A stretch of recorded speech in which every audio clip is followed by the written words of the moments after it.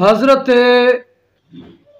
عبدالرحمن بن ابو بکر صدیق رضی اللہ تعالی عنہما حدیث کے راوی ہیں۔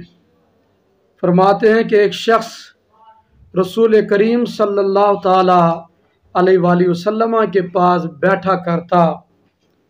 جب نبی کریم صلی اللہ تعالی علیہ وسلم گفتگو فرماتے تو وہ بطور استہزاء، بطور مذاق نبی کریم علیہ السلام کی نقل کرتے ہوئے اپنے ہونٹوں اور ٹھوڑی کو ہلایا کرتا۔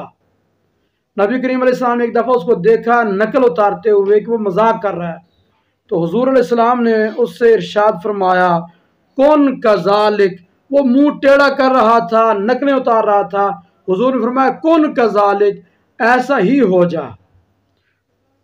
تو وہ مسلسل اس حالت میں رہا کہ اس پر کپ کپی طاری رہتی حتیٰ کہ اس پر موت آ گئی۔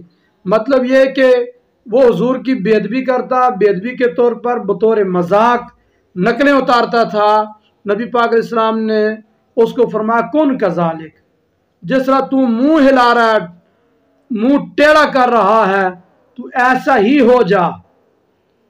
تو حضور علیہ السلام کی زبان مبارک وہ زبان ہے جو کہہ دیتے ہیں وہ ہو کر رہتی ہے۔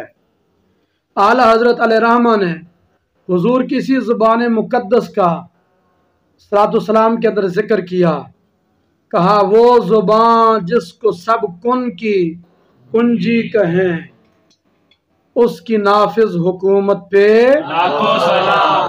اس واسطے مل کے پڑھیے وہ زبان جس کو